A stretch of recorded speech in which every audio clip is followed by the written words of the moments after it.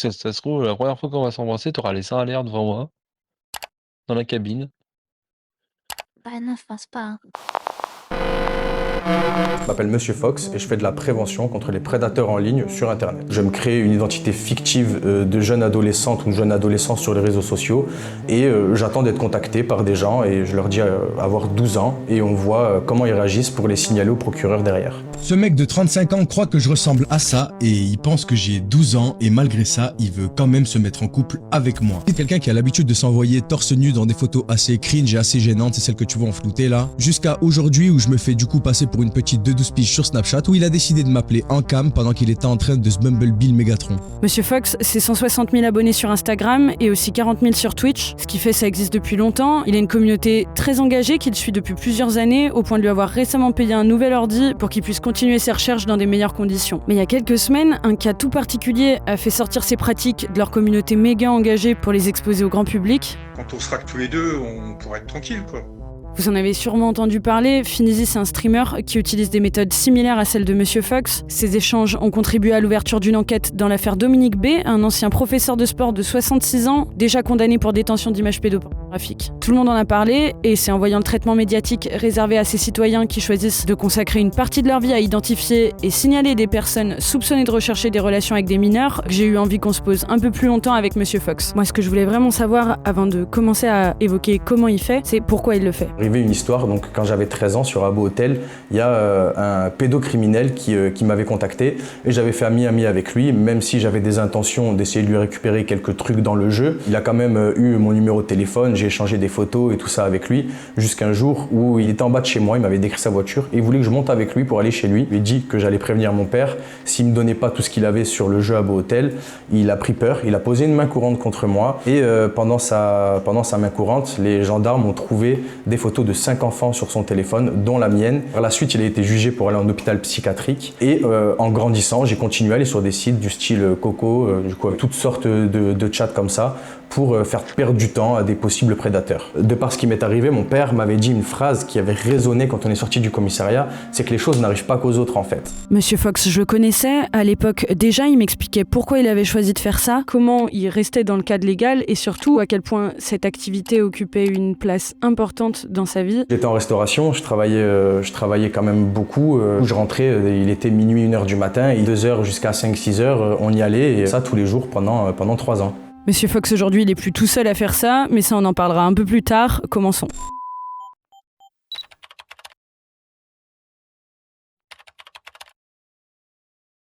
J'utilise l'IA de Gemini, Nano Banana Pro. Donc tout le monde peut le faire, quoi. Exactement. Sachant que les IA, elles n'aiment pas trop non plus générer quelqu'un qui pourrait paraître enfant. Donc du coup, tu peux pas te permettre de marquer généralement une jeune fille. En fait, là, il faut faire juste un prompt un peu simple.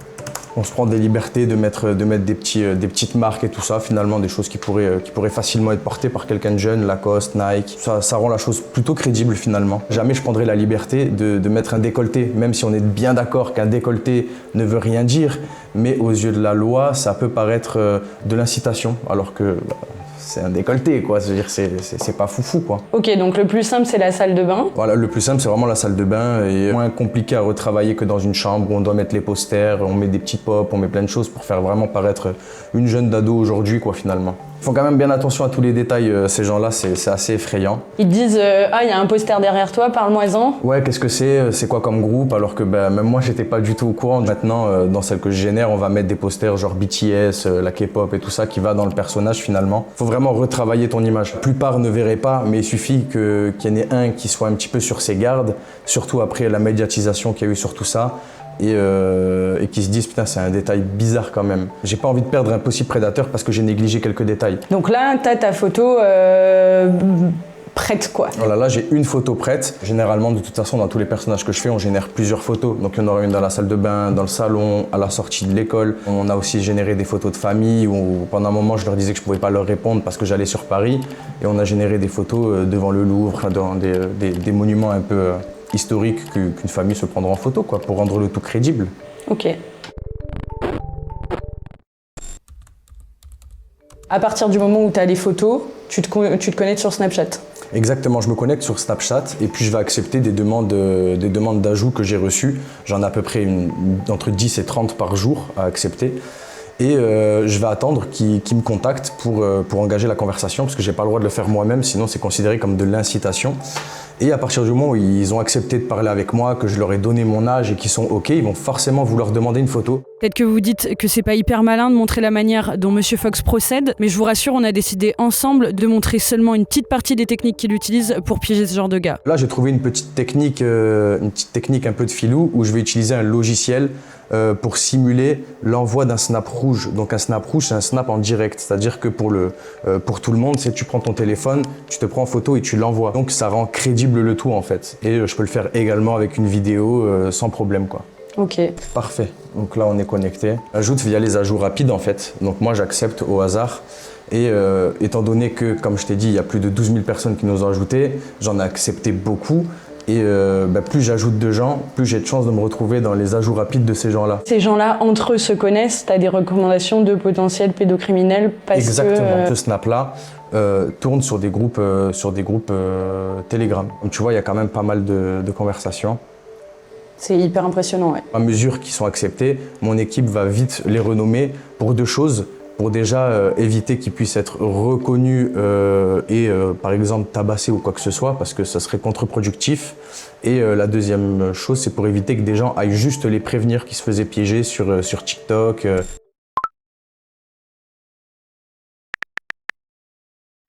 Ok, donc c'est lui qui t'envoie le premier message. Ouais, bien évidemment, comme d'habitude. Le plus basique, ça va être le coucou, ça va, le truc un peu banal. Mais sinon, ça va être beaucoup des je t'ai trouvé dans mes ajouts rapides, on se connaît pas, mais viens, on fait connaissance. Ça va être ce genre de message. Tu vois que c'est quelqu'un qui part plus ou moins à la chasse. Tu vois, il doit ajouter, selon moi, il doit ajouter des profils comme pas possible. Tu sais, il doit vraiment un serial ajouteur. Et il envoie le même type de message à tout le monde et puis il va se concentrer sur une personne qui vient d'à côté de chez lui, quoi. Clairement, ce qui est en train de se passer, quoi, finalement. À ton avis, là, pourquoi, dès le premier message, il te dit « t'as quel âge ?» Pour savoir si je peux l'intéresser ou pas, tout simplement. C'est vraiment un mode opératoire de prédateur. Il a l'air d'être quelqu'un qui est intéressé par ce type de profil et donc pour savoir si je peux correspondre à ses attentes. Donc c'est dès le deuxième message une manière de trier. Ça montre que quelque part, on présume évidemment, mais que le gars vient pour quelque chose, quoi. Exactement, voilà, il vient pas par hasard. Je leur réponds avoir bientôt 13 ans pour éviter de marquer 12 ans. Et parce que bientôt 13, tu sais, ça passe bien, les jeunes sont pressés de grandir. Moi je me souviens qu'à cet âge-là, j'aimais bien me grandir un peu déjà de base.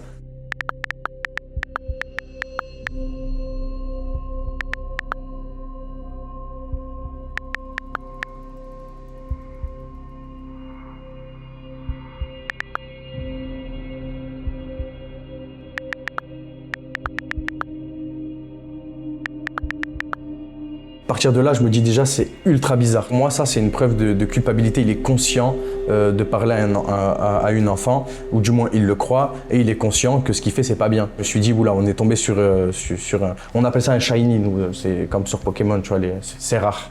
J'ai la ref. C'est quoi le profil type des gars? Pas de profil type. C'est vraiment des monsieur tout le monde, en fait. On a tendance vraiment à s'imaginer dans notre inconscient collectif qu'un prédateur, c'est quelqu'un qui peut être vieux avec un bon bidon devant une école. C'est pas du tout vrai, c'est faux. Il y a de tout. J'ai vu de tout en 4 ans. J'ai vu des mecs que même moi je qualifierais de beaux gosses, hein. Il y a des vieux, il y a des jeunes, il y a des moins vieux, il y a des moins jeunes.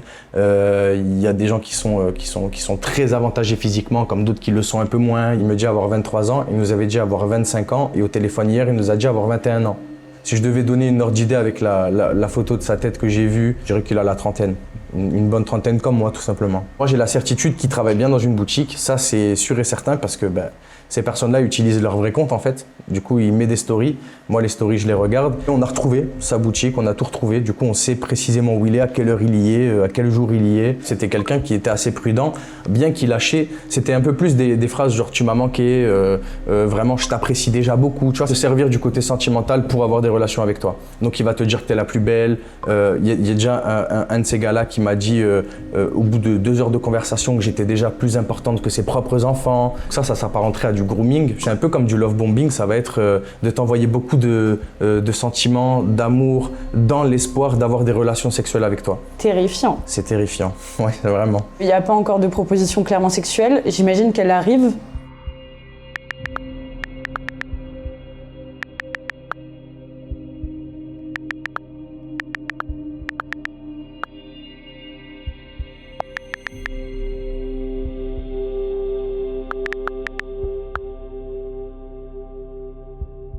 Par la suite, tu verras qu'il me dira que d'ici quelques années, c'est quelque chose que je ferai de moi-même, que ma maman elle réclame souvent ça à mon papa. Des trucs assez lunaires, hein. Ouais, c'est vraiment... C'est hardcore. Ouais, tu vois qu'il a complètement cédé à sa pulsion, clairement.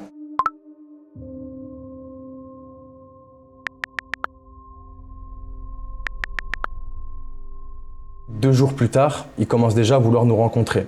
C'est ça la limite, donc. Techniquement, si on prend la loi telle qu'elle est, c'est déjà fini. À partir de là, tu sais que tu vas faire un signalement et qu'il y aura des suites à une conversation comme ça, quoi.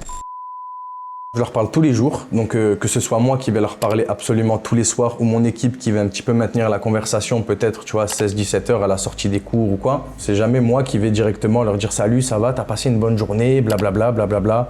Non, c'est toujours eux qui vont me poser cette question. Tous mes streams sont enregistrés et si jamais ils voient que je suis rentré dans le jeu, que ce soit sentimentalement ou sexuellement, c'est fini en fait. Ils pourront absolument rien faire parce qu'un juge dira que c'est moi qui l'ai incité derrière et là, ce sera pas retenu que c'est une possible jeune fille, ce sera retenu que c'est moi, Monsieur Fox, qui essayait de piéger quelqu'un finalement, alors qu'en fait, c'est pas du tout du piège qu'on fait, comme tu l'as vu, c'est de l'hameçonnage. On accepte au hasard, on n'ajoute pas, on n'envoie pas le premier message, on relance pas et on leur parle pas d'amour, on leur parle pas de sexe et tout ça. L'incitation, c'est pas seulement le premier message à l'ajout, c'est aussi à chaque fois que tu relances... Ah oui, si par exemple, il y a un possible pédocriminel qui va arrêter de me parler pendant 2 jours et que moi, pendant ces 2 jours-là, je vais essayer de lui parler, ça pourrait être vu comme de l'incitation. La personne ne voulait plus discuter avec moi, mais j'ai relancé pendant 2 jours. Donc là, ça peut être considéré comme de l'incitation, tout à fait. Tout de suite, on perd pas de temps. À la fin du stream, il y a quelqu'un de mon équipe qui va s'occuper de rédiger la lettre au procureur. C'est quelqu'un qui va être derrière le stream et qui va noter chaque truc très problématique qu'il ait pu dire, que ce soit lui ou un autre, hein, avec l'heure à laquelle il l'a envoyé, le jour à laquelle il l'a envoyé. Et tout ça, après, c'est répertorié dans une lettre type. De base, en fait, moi, je passais par la plateforme Pharos.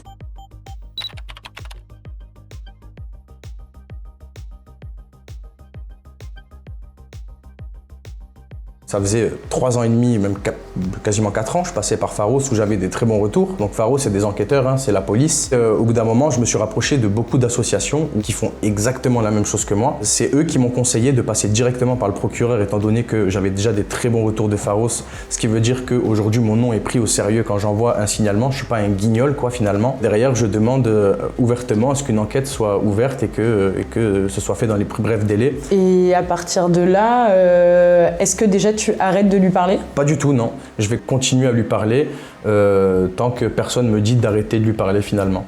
Parce que derrière moi, c'est un repère aussi. Si la personne du jour au lendemain arrête de me parler, c'est que je me dis « Ah, il y a eu quelque chose ». Je veux vraiment, c'est que son ordinateur, son téléphone soit saisi pour voir s'il ne parle pas à d'autres jeunes garçons ou jeunes filles, hein, peu importe. Parce que ça laisse penser que c'est quand même un prédateur qui sait ce qu'il fait, il n'est pas à son coup d'essai, quoi.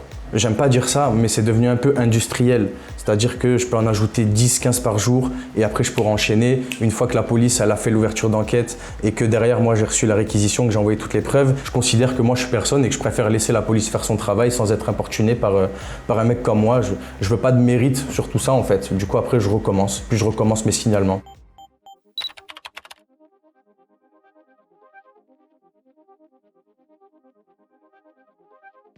J'ai toujours eu des très bons rapports avec les policiers que j'ai vus. C'est pas la police qui décide, par exemple, de classer une affaire sans suite. C'est des instances qui sont au-dessus d'elles qui vont leur dire, ben là, on peut pas faire plus, tu fermes l'enquête. Et eux aussi ont envie de voir une personne sur qui ils enquêtent depuis 6 mois, 1 an, derrière les barreaux. Bon, vous l'aurez compris dans la vidéo, Monsieur Fox, il a commencé seul, mais avec l'engouement qu'a créé sa démarche, les choses ont pas mal changé pour lui depuis. Du coup, j'ai une équipe qui va être constituée de personnes qui à la base étaient des viewers, des personnes qui me regardaient. T'as une personne qui va être vraiment chargée de l'OSINT, du coup de la recherche, Ça va être de comparer les photos, de recherche sur les réseaux sociaux avec le numéro de téléphone et tout ce qui s'ensuit.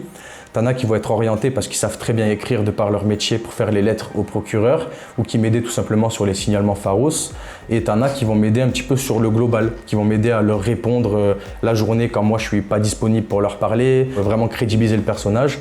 Et donc du coup des personnes qui sont venues aussi au cours de l'aventure qui sont forces de l'ordre, donc des OPJ, des policiers classiques, des gendarmes qui viennent sur leur temps libre pour m'aider. Et même quand je fais quelque chose qui est pas ouf par exemple, ils vont pas hésiter à me le dire parce que c'est comme ça qu'on évolue et que je veux pas non plus montrer un mauvais exemple. Au lieu de pointer du doigt ce qu'on peut faire et ce qu'on peut pas faire, on décide on est là maintenant en fait. On est là donc autant essayer de faire quelque chose et je l'ai toujours dit, si demain que ce soit la police ou même l'État décide de créer quelque chose et nous demande de participer, mais avec plaisir, j'y vais à pieds joints quoi, je serais trop content, au contraire. Et d'ailleurs toutes les personnes qui sont intéressées par ça, je les invite à se rapprocher d'associations sur leur site et de faire une demande. Il y a des moyens pour le faire, mais ça suit quand même un cadre. C'est pas tu fais ça n'importe comment parce que tu desservirais la cause en plus en voulant bien faire et ça c'est dramatique.